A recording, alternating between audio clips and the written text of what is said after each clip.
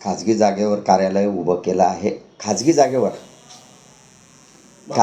कार्यालय उभं केलेलं आहे. तर त्या खाजगी जागेच्या माध्यमातून संस्थेचं होतं. आम्हाला शिवसेनेच्या माध्यमातून जे काही कंटेनर मिळाले होते त्याचा एक डेमो होता.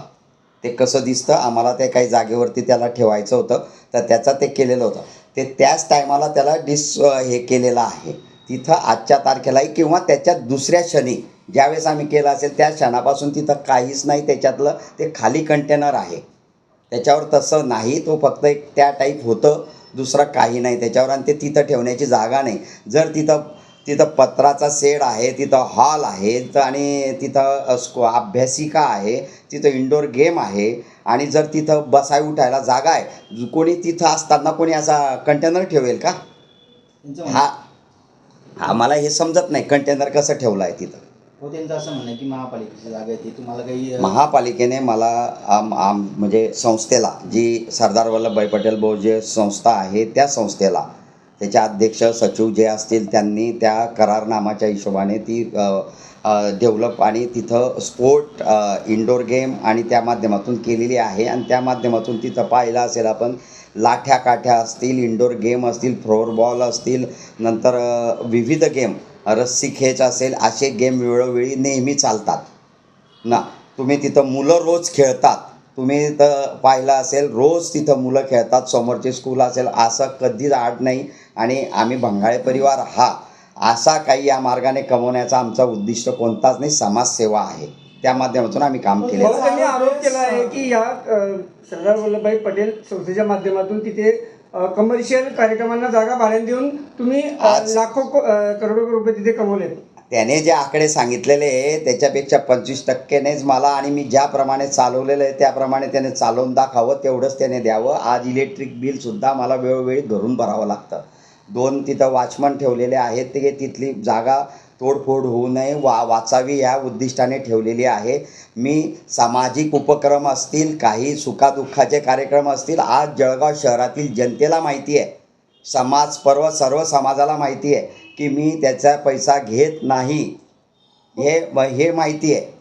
मी त्या अनुषंगाने आपण याला मला उत्तर देणं लागत नाही. ते एक त्या माध्यमातून मी एवढंच सांगेल की आमची नियत तशी नाही. आजच का म्हणून याला हे आलं, निवडणुका आल्यात, इथं अरे स्वतःचं एक व्यायामशाळा घेतलेली आहे. ही व्यायामशाळा, त्याने व्यायामशाळेवर किती विद्यार्थी, आज किती वर्षापासून त्याच्याकडे व्यायामशाळा आहे, किती मुलं त्याच्याकडे व्यायामशाळेमध्ये आतापर्यंत व्यायाम केला, एक मुलाकडनं किती फी घेतली, आणि आज तिथं ती भंगारमध्ये बाकीचा मागच्या बाजूला एवढं ट्रॅक्टरपासून भंगार का म्हणून भरून ठेवलं. एक समाज उपयोगी काम करायचं असलं तर ते तिथून करावं, असं या माध्यमातून आहे. अरे आम्ही तिथं समाज उपयोगी काम करतो, आजही करतो आणि आधी पुढे करत राहू.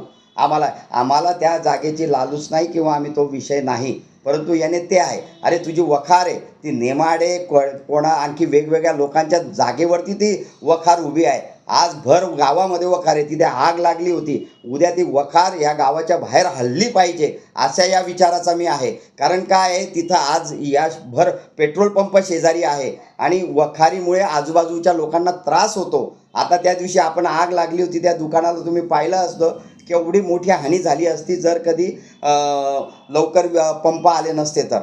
अशा प्रकारे हे स्वतः पहिले आपण बघावं, आणि यांचे कामं हेच आहे. आजपर्यंतच्या इतिहासामध्ये यांनी आज दाखवावं आपण की यांच्या ह्या फक्त कागदाच्या धाकाखाली लोक यांना घाबरतात. पण आता तो काळ बदललेला आहे, समोर लाईव्हमध्ये सर्व दिसतं. आतापर्यंत तुम्ही पाहिलं असेल की यांनी किती लोकांना ब्लॅकमेलिंग करण्याचा प्रयत्न केला, आणि हा प्रकार तोच आहे. त्यांनी आरोप केला आहे की रुपाली हॉटेलच्या बाहेर जे होल्डिंग आहे ते अनधिकृत होल्डिंग असल्याचा आरोप केलेला आहे त्यांनी. आमचा परिवार हा मोठा आहे, उद्योग व्यवसायात आहे. विविध आम्ही 4 म्हणजे माझे वडील धरून 4 भाऊ असतील, आम्ही 4 भाऊ आहोत. आम्ही या माध्यमातून आमचे चुलत भाऊ आहेत. विविध व्यवसाय वेगवेगळे आम्ही करतो.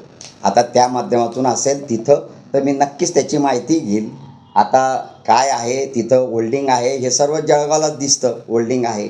परंतु आम्ही त्या प्रकारातले लोक नाही. त्यांचं म्हणणं आहे की विना परवाना तुम्ही गेल्या इतक्या वर्षापासून ते करताय. पदाचा काय होर्डिंगचा टॅक्स चुकवतायत तुम्ही असंही त्यांनी आणि त्या महापालिकेने काही नोटीसी नोटीसही काढली दिली नाही तुम्हाला, बजावली महापालिका. त्याची माहिती घेतो आम्ही. असं नाही, जे असेल ते रीतसरप्रमाणे आम्ही भरण्याचा आमचा हे असतं, तो काही विषय नाही.